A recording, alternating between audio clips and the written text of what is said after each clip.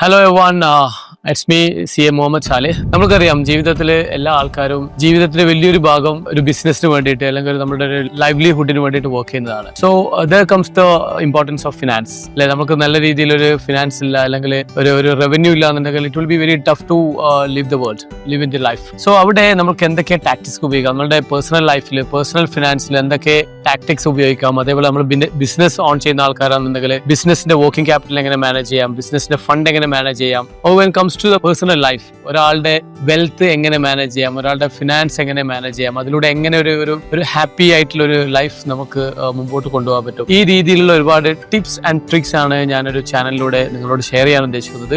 എൻ്റെ ഒരു 10-15 വർഷകാലത്തെ ഒരു എക്സ്പീരിയൻസിൽ I have dealt with so many clients, so many students, so many professionals. ഈ രീതിയിലൊക്കെയുള്ള നമ്മളെ ക്ലയൻസിനോടുള്ള ഇന്ററാക്ഷനിലൂടെ നമുക്ക് ഒരുപാട് കാര്യങ്ങൾ കമ്മ്യൂണിക്കേറ്റ് ചെയ്യാനുണ്ട്. Anyway, stay tuned. Have A good day.